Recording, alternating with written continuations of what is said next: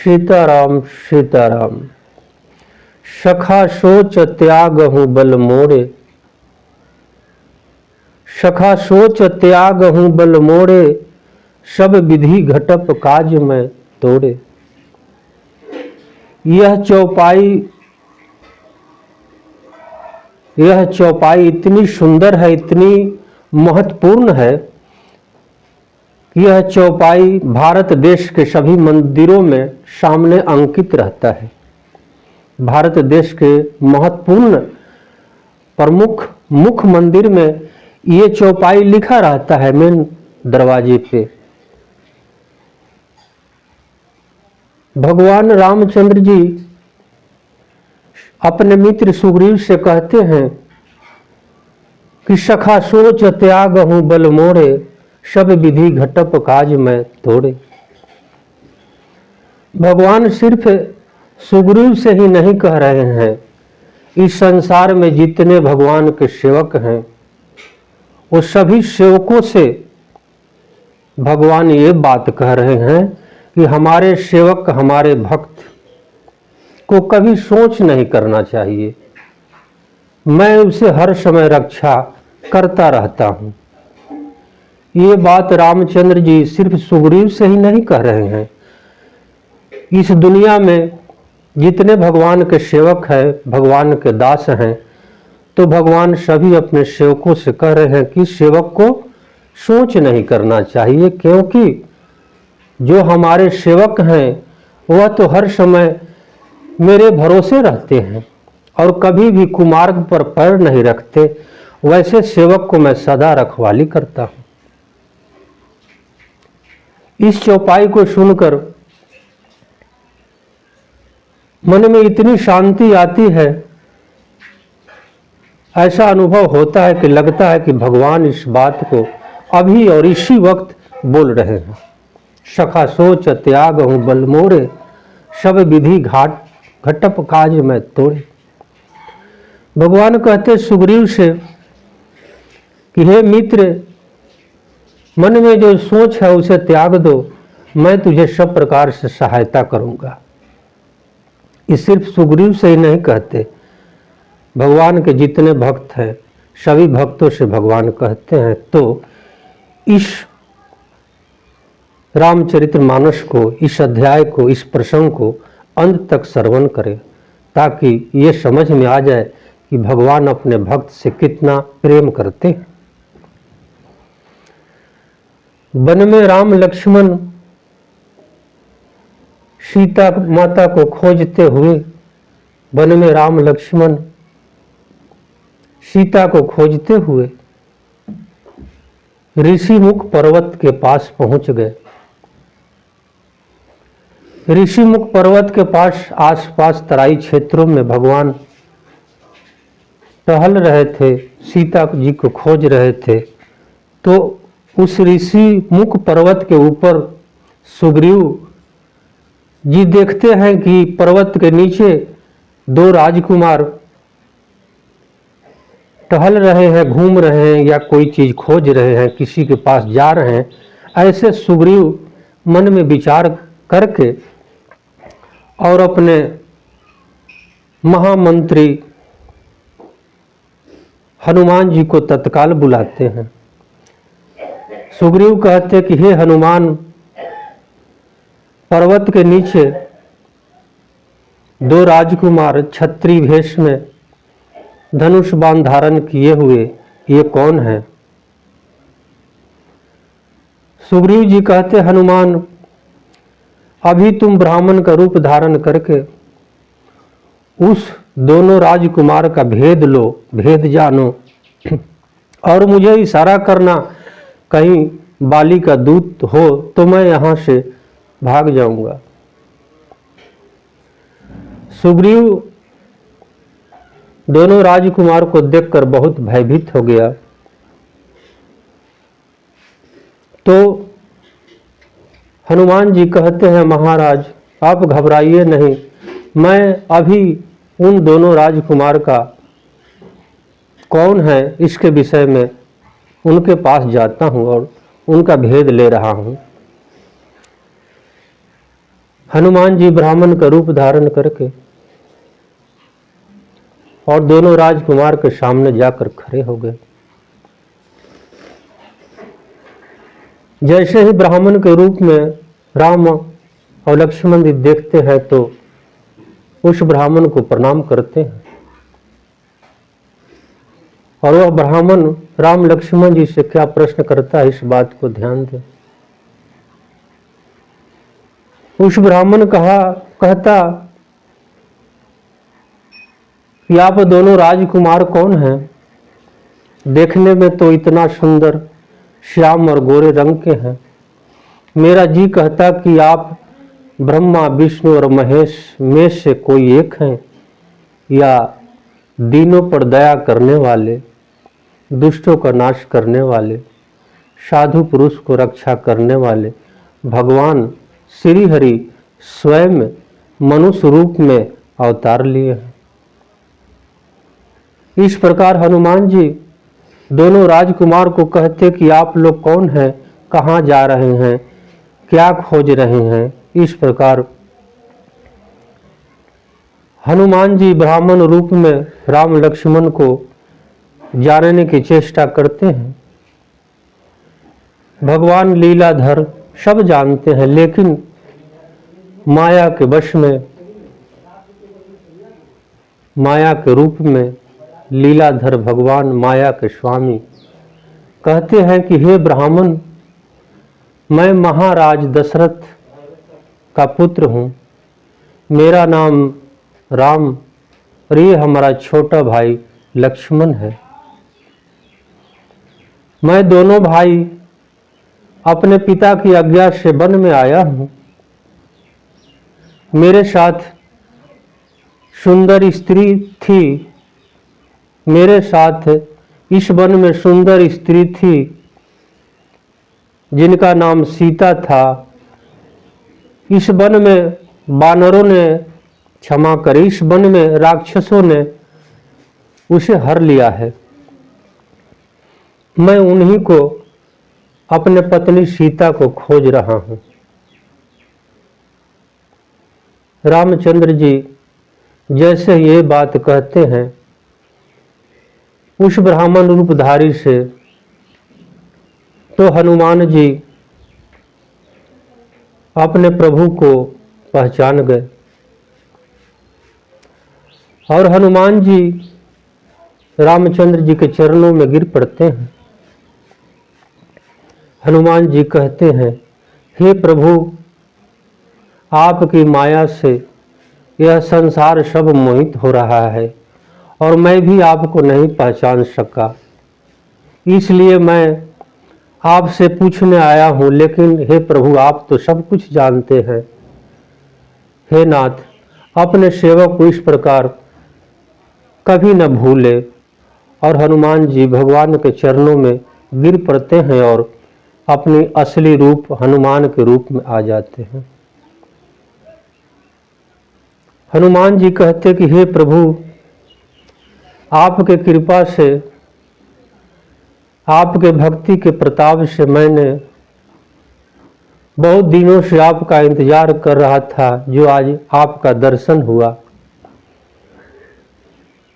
इस प्रकार हनुमान जी भगवान के चरणों में गिर पड़ते। रामचंद्र जी अपने सेवक हनुमान को उठाकर गले से लगाते हैं और कहते हैं कि हे हनुमान, मन में दुख मत लो। सेवक हमारे भरत जैसा प्रिय है। रामचंद्र जी कहते हैं कि हमारा सेवक हमारे भाई भरत जैसा प्रिय है, तुम मन में दुख मत लो। इस प्रकार हनुमान जी भगवान के चरणों में प्रणाम करते और भगवान हनुमान जी को आशीर्वाद देते। उसके पश्चात हनुमान जी कहते, हे प्रभु, इसी पर्वत के ऊपर में आपका सेवक सुग्रीव रहता है, बहुत दिनों से आपकी प्रतीक्षा कर रहा है। हे प्रभु, आप उनसे मित्रता कीजिए और वह सुग्रीव आपका सेवक है, हर प्रकार से आपकी सेवा करेगा और आपकी माता सीता, आपकी पत्नी का खोज करवाएगा। हनुमान जी भगवान से ये कहते और हनुमान जी अपने पीठ पर राम लक्ष्मण को बैठाकर उस ऋषिमुख पर्वत के ऊपर ले जाते हैं। जैसे ही सुग्रीव राम और लक्ष्मण को पहचानते हैं तो भगवान के चरणों में गिर पड़ते हैं। सुग्रीव बार बार प्रभु को प्रणाम करते। उसके पश्चात सुग्रीव भगवान को आसन देते हैं बैठने के लिए। हनुमान जी सारी कथा एक दूसरे को समझाते हैं, कहते हैं। रामचंद्र जी भी मित्रता के लिए तैयार हो जाते हैं और सुग्रीव भी भगवान से मित्रता के लिए तैयार हो जाते हैं। सुग्रीव मन में विचार करते कि स्वयं भगवान हमसे मित्रता करेंगे, लेकिन कृपालु भगवान एक छोटे मनुष्य से भी मित्रता कर लेते हैं। अपने भक्तों से प्रेम करते हैं। भगवान सुग्रीव से मित्रता करते हैं और हनुमान जी अग्नि को जलाते हैं। अग्नि के साक्षी करके सुग्रीव और राम का मित्रता होती है। इसके पश्चात सुग्रीव कहता कि हे प्रभु, मिथिलेश कुमारी सीता को मैं अपने सेना को भेजूंगा, वानरों को भेजूंगा और जहां भी हो सीता मिथिलेश कुमारी वो खोज लाएंगे, आपको पता बताएंगे। इसके पश्चात भगवान रामचंद्र जी सुग्रीव से पूछते हैं कि हे सुग्रीव, तुम इस वन में क्यों रहते हो, क्या कारण है? सुग्रीव कहता कि हे प्रभु, मेरा भाई बाली है। बहुत पहले की ये बात है, किष्किंधा नगरी में एक राक्षस मायावी आया और सुग्रीव को क्षमा करे बाली को ललकारने लगा। बाली भी अति बलशाली है। उस राक्षस को ललकार पर गदा लेकर नगर से बाहर आ गया। मैं भी अपने भाई के साथ पीछे पीछे बाली के साथ नगर से बाहर आया और जैसे ही बाली को वह राक्षस देखा तो भाग चला। बाली भी उसके पीछे पीछे दौड़ने लगा और मैं भी अपने भाई प्रेम में उनके साथ दौड़ते हुए एक जंगल में चला गया, एक गुफा में चला गया। उस गुफा में उस राक्षस ने उस गुफा के अंदर चला गया। जैसे ही उस गुफा में राक्षस अंदर चला गया तो बाली मुझे कहा कि तुम इस कंदरे के मुख पर रुको, मैं कंदरा के अंदर जा रहा हूं, 15 दिन तक यहीं पे इंतजार करना। अगर मैं वापस नहीं लौटा तो समझ लेना कि बाली मरा गया। और इस प्रकार बाली अपने भाई सुग्रीव को समझा बुझाकर उस पर्वत के उस कंदरा के अंदर चला गया। बाली और वह राक्षस मायावी आपस में युद्ध करने लगा। 15 दिन के पश्चात उस कंदरा से रक्त की धारा निकली। सुग्रीव मन में विचार करने लगा कि अब हमारा भाई बाली मारा गया। और सुग्रीव कहता कि हम अपने भय के कारण से उस पर्वत के उस गुफा के मुख पे एक शिला रखकर पुनः अपने राज किष्किंधा लौट आया। जब मैं अपने राज्य को लौट आया तो हमारे मंत्रियों ने उस किष्किंधा नगरी के जितने प्रजा थे सभी ने मिलकर जबरदस्ती मुझे उस राज्य का राजा बना दिया। उसके पश्चात बाली उस राक्षस को मारकर पुनः अपने राज में आया, किष्किंधा नगरी में आया। और बाली ने मुझे देखा कि इस किष्किंधा के राजा स्वयं सुग्रीव बन बैठा है, तो बाली के मन में शंका पैदा हो गई, मन में क्रोध आ गया। बाली मन में सोचने लगा कि ये जो सुग्रीव है न हमसे छल किया है और छल से उस पर्वत के गुफा में मुख पर एक शिला रख दिया और यहाँ आकर किष्किंधा का राजा बन गया। इस प्रकार बाली मन में क्रोध करके अपने भाई सुग्रीव बहुत मारा। सुग्रीव अपने प्राण को बचाने के लिए किष्किंधा नगरी छोड़कर भाग चला। सुग्रीव भागते हुए इधर उधर,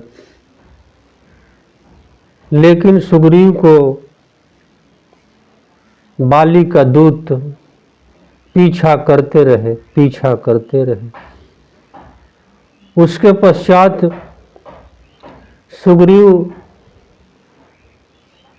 ऋषिमुख पर्वत पर आ टिके और सुग्रीव जानते थे कि बाली इस पर्वत पर नहीं आ सकता, क्योंकि बाली को श्राप मिला हुआ था एक ऋषि से। बाली को श्राप मिला हुआ था एक ऋषि से, इसलिए बाली उस पर्वत पर कभी नहीं आता था। इसके पश्चात सुग्रीव रामचंद्र जी से कहा कि हे प्रभु, हमारा भाई बाली हमारी पत्नी को भी छीन लिया है। मैं बाली के डर से इसी पर्वत पर रहता हूँ। उसके पश्चात भगवान श्री रामचंद्र जी अपनी भुजा को उठाकर कहते हैं कि मैं बाली को एक ही बाण से मार डालूंगा। लेकिन सुग्रीव कहता कि हे राम जी, हे प्रभु, बाली बहुत बलवान है। सुग्रीव कहता कि हे प्रभु, बाली बहुत बलवान है, उसे वध करना, उसे मारना बहुत कठिन है। सुग्रीव कहता कि हे प्रभु, बाली दुदुम्बी राक्षस की हड्डियां का ढेर लगा दी है, वहां पे उसके कारण से ताल के वृक्ष जन्म लिए हैं। तो राम जी कहते कि हे सुग्रीव, उस दुदुम्बी राक्षस की हड्डियां को दिखाओ, उस ताल के वृक्ष को दिखाओ। सुग्रीव रामचंद्र जी को वहां ले गया जहां पे उस राक्षस की हड्डियां ताल के वृक्ष बना हुआ था, और सुग्रीव भगवान को दिखलाया कि ये ताल का वृक्ष है।